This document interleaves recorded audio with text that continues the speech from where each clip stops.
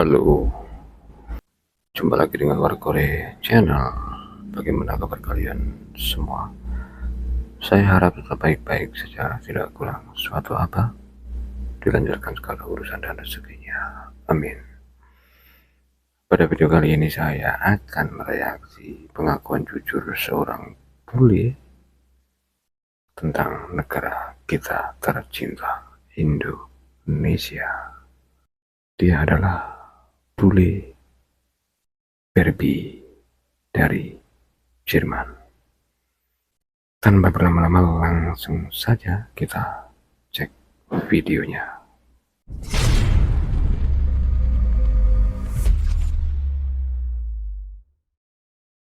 Did you know anything about Indonesia before moving here? It's hot, many mosquitoes, that's it. So I just knew about Bali, Yeah. and this is one thing. But I never had future plans to move to Indonesia. It was very spontaneous. And I would not think I'm gonna sit here in Bali and just being here, I would never think about that. So when I told my friends that I'm gonna move to Indonesia, they were like, what, you move to Indonesia? Like, Yeah. They don't take Indonesia serious. And it's kinda, it makes me sad because they think like Indonesia is a small country, it's not very popular, and they don't know anything like about Indonesia except Bali. Also, when I told my friends that I'm moving to Bandung, not Bali, they were like, Bandung? What is Bandung? Like, do you really think in Bandung you can be, like, what do you expect from Indonesia?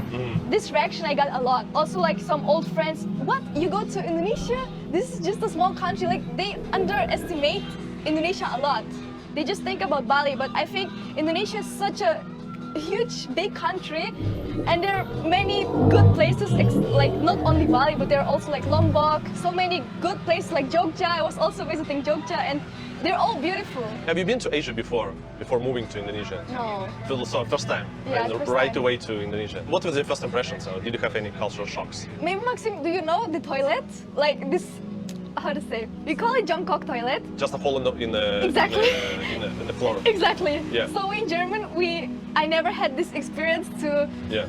go to the restroom, a hole in the toilet. Like, what is that? And also that we don't. But this is use- pretty convenient, actually, I would say. Yeah, in China Yeah. also. Especially in the public places. I prefer the hole like in the floor toilet. Yeah, because it's more, how to say? You don't want to more- sit on the. Yeah. Also that we use the shower, the little shower, not toilet paper. And in Germany, I never think about it that it's more hygienic More if you use hygienic, water. Yeah. Exactly. When I came to Bandung, it was also like a big culture shock for me that there are no sidewalk. And we in Germany, we used to walk a lot. It was also like a big culture shock when you ask your Indonesian friend, oh, let's go take a walk. No, let's use motorbike. But I think no problem if you live in specific areas, no problem. I think on the motorbike is actually very fun. For example, like in the night, if you're driving with your friends, I mean, it's very fun. Yeah. Do you ride a bike? No, I cannot ride a bike. But this Go Jack is like super easy. Yeah, super convenient. Super convenient, yeah. I mean, if you don't mind like riding as a pillion on a bike, it's fine. And also culture shock. Actually, the friendliness. Because it's kind of weird when people are always smiling. Because I'm from Germany, and we in Germany, we used to have a very serious face, very business-oriented. Oriented Oriented. approach, yeah. And if you see people smiling around the whole time, like they cannot stop, you feel like, are they fake or is it real? Like, are they really that positive? So something is wrong. Why you always like smiling? Yeah, that was the first culture shock. And maybe also the motorbikes, because in Germany we didn't have like so many motorbikes. Yeah. And I never been to Asia before. And of course the cockroaches and the all insects, no, in Germany, so it was also culture shock. For me also, like I traveled quite a bit in Indonesia, but like last year we went to Jogja, Yogyakarta. Oh, yeah. And like people don't really speak English, but everyone is so nice. They try to help. They genuinely try to like talk to you, even if they don't like speak like much English. They're so sweet. I think Indonesia is one of the sweetest people in Agree, Asia. agree. Yeah. And you learn Bahasa Indonesia when you moved to Indonesia first time. And then Yeah. you just decided, okay, I wanna learn the language. Not really, it was actually forced to. Because if you don't have many foreigners there, you don't have somebody to communicate in English, right? Because in Bandung, mostly the local people don't have the practice to speak English.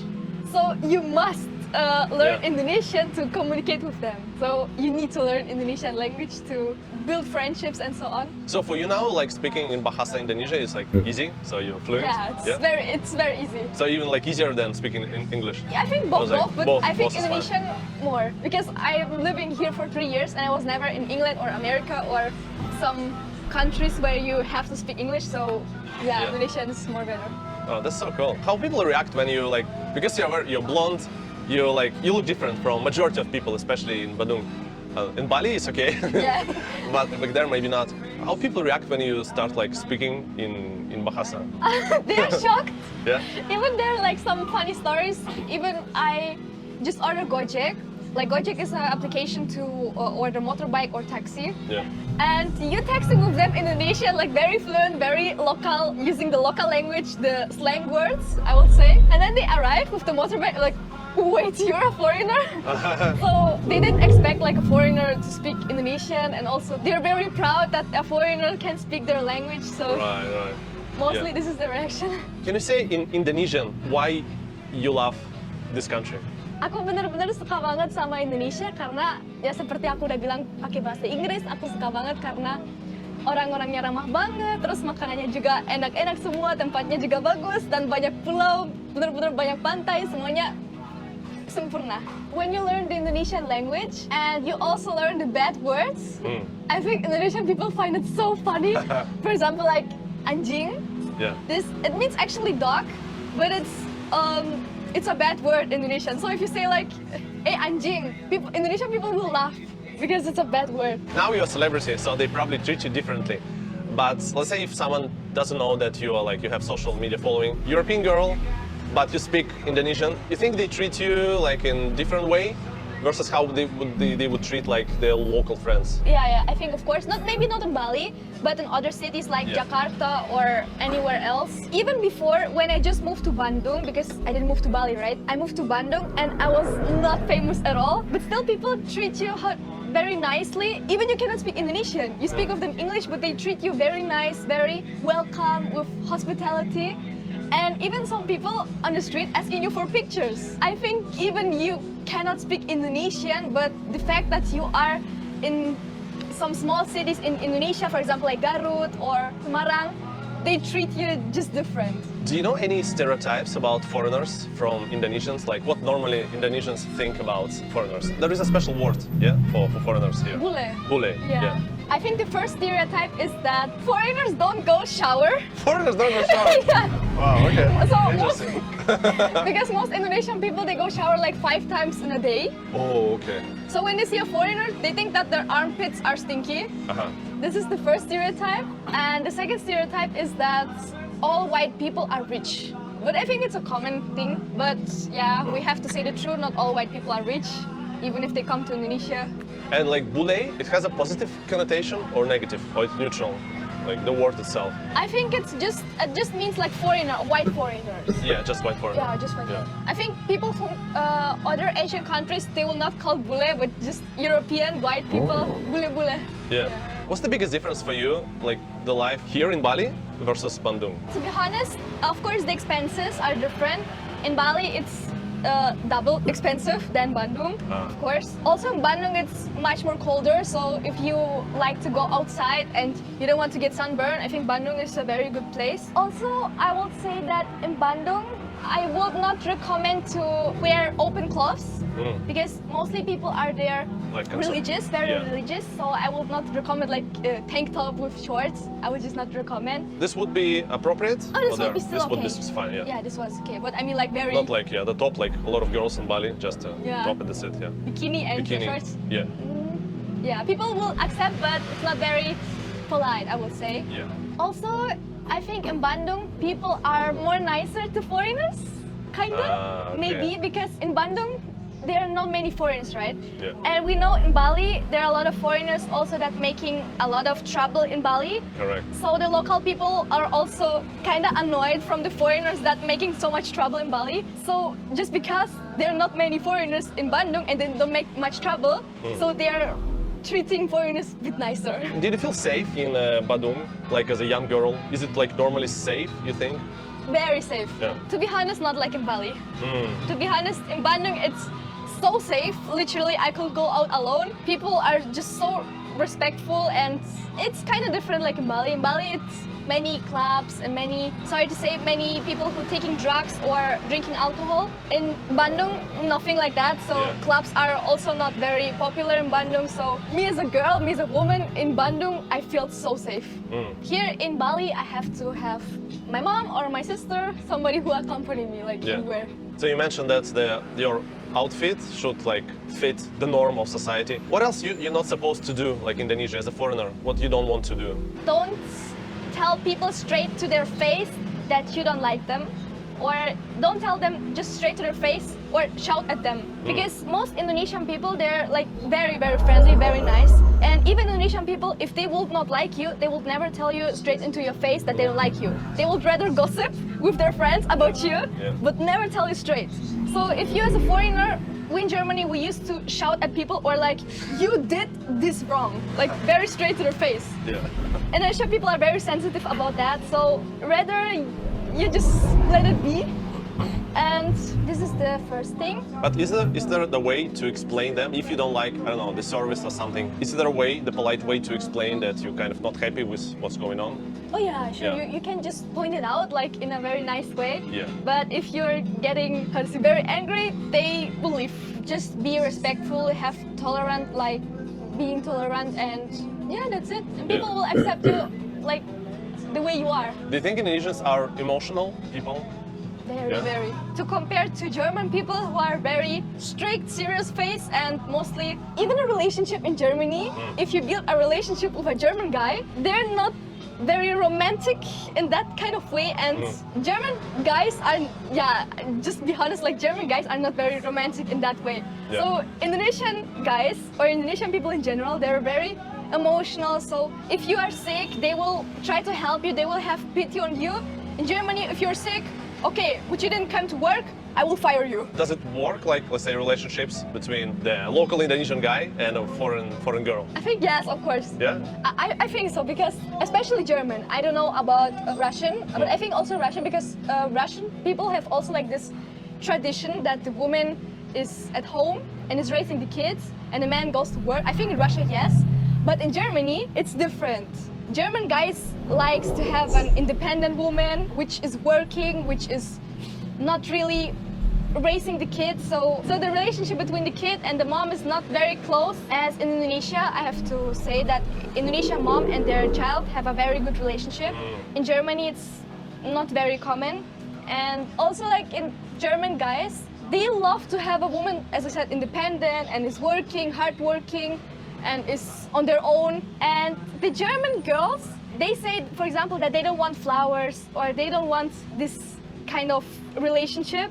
But in the end of the day, if there's an Indonesian guy who is treating them like very traditional, the German woman will fall in love with the Indonesian. Because deep inside, all women, even German women who are very independent, who are very hardworking, they want to have a man who's loving, caring, and goes to work. So you started your social media career here in Indonesia. Yeah. At first, I didn't create content. I was a freelance model. I was very young at that time, and how to say, my mom forced me to make my Instagram account because my Instagram account was private, and I felt like so insecure and so many. I had many insecurities, and my mom told me I should make like a hashtag model on my picture. And I was just like, no, my high school friends, they will tell me, no, she's so arrogant, what else? And I just did it. I just listened to my mom, and I just did it, and I got my first booking in Indonesia, in Bandung, and I shoot like as a model. And then people started to book me like as a model, as a freelance model. But I didn't make content because I couldn't speak Indonesian. And also, for modeling, you don't have to talk, right? So I didn't learn Indonesian at first at all. So I was just like posing, that's it. But after the time, they were like, many friends, they say like, yeah, just start to make TikTok. I think it will be very cool. And I was just like, okay, I will start. And I started to make content like for 3 months. And I didn't get many subscribers, but after the time, I was making interview outside. I was just asking people, yeah, what do you think about foreigners, or what do you think about marriage with foreigners people? And it was my first video that goes viral, got hype. You probably recognize them on the street like every day. Yeah. Yeah. If they come to say hi, they want selfie or they want just to say hi, how people react when they see you? They will say either Bule Barbie or Bule Bonteng. Basically, Bule Barbie, it's a name like Bule foreigner, Yes. and Barbie is like, yeah. Yeah. And why I have this name, it was not my idea actually, this Bule Barbie. But the kids in Bandung, especially like small kids, because there are no foreigners, they were just like, Bule Barbie, you look like a Barbie. I was just like, Bule Barbie, maybe it's a good name. It makes sense, yeah. Yeah. Okay, because you know a lot about content creation, what would be your advice for someone who wants to become like popular, famous like you? First, depends on where you want to be famous and like in what sphere do you want to be famous. Like you need to know what kind of audience you need to reach. So either you want to reach like children, or you want to have people who are interested in education, or you want to have Gen Z as your audience. So you need to choose what is your audience at first. Because my mistake was that I didn't know Indonesian humor at first, and I didn't know what Indonesian people mostly like. So I didn't know my audience. So I was creating 4 months content without even knowing my audience and try to understand what my audience likes. Even consistency will not help. You need to know what is your audience, what kind of audience you want to reach. This is like the first advice and one of the most important. Hey guys, just a quick announcement. Don't skip. I'll be running a 3-day workshop called Fast Track to Views and Profits on YouTube. If you ever wanted to start your own channel, this is the best way to do it. You will learn how to choose the most profitable niche and how to beat the YouTube algorithm. You're gonna love it, I promise. Link in description, so sign up if it's for you. And now back to the video. How would you compare life overall in Europe, in Germany, versus life in Indonesia? Let's say in terms of lifestyle, it's probably pretty different. I think in Germany it's very boring, I would say. And also in Germany, even I was I was just going back to my country in February. I don't know how, but the German vibe is influencing you. So when I go back to Germany, like in February this year, I was already like Indonesia for 2 years. And I was so positive, I was always smiling, like I had this Indonesian vibe in myself. Yeah. And when I go back to Germany, I suddenly stop. Like I suddenly feel depressed and suddenly feel sad all the time. I don't know how it can influence you that much in 2 weeks, but it is. And also a fact that many people unfortunately don't understand that when you go to Germany and you live in Germany and you get your salary, it's of course much more higher than in Indonesia. But also for example, what you pay in Germany is much more higher. So in the end of the day, it's the same actually, like in Indonesia and Germany. So in Germany you have a high salary, but you also give like your apartment or the groceries are much more expensive than Indonesia. Yeah. So let's say in Germany we have a cafe for 10 euro, let's say, and it's like for basic salary is like 1,500 euro. So you give one of your 150 to your coffee shop. Here in Indonesia you can buy a coffee for 2,000, even your salary is 3 million. So it's, to compare, it's like very big. Yeah. So basically you can afford more living here, even with the like a lower like salary, a lower income. Yeah, you can afford much more. Exactly. And also the vitamin D, like always, sunshine. Yeah, people are smiling. You cannot buy it, right? Like. Of course. How do you think your personality changed living in Indonesia? Literally a lot. Like 3 years ago, I was a very different person in Germany. So I will stay all the time in my room, and I will be. It was not very a good time for me in that time, like in that period of time. I was very depressed and was sad all the time, and I was getting angry by little things. I don't know how it can be that I moved to Indonesia and I'm getting so happy. I don't know how it works. Is it the influence from the people? Is it the food? Is it the vitamin D? I don't know, but it's incredible. It's just incredible. Oke, itu dia sedikit pengalaman dari Bule Barbie yang pindah ke Indonesia sejak 3 tahun yang lalu. Yang jelas, Indonesia merubah Bule Barbie menuju ke hal yang lebih positif. Atau mungkin ada yang masih kurang apa yang disampaikan oleh Bule Barbie, silakan teman-teman tulis di kolom komentar. Jangan lupa support channelnya Mak Chernov yang sudah meluangkan waktu untuk mewawancarai Bule Barbie, sekaligus support juga channelnya si Mbak Bule. Dan jika teman-teman suka dengan video ini, silahkan like, share, subscribe. Jika tidak suka, abaikan saja. Jangan lupa tetap semangat. Sampai jumpa di video selanjutnya. Dadah.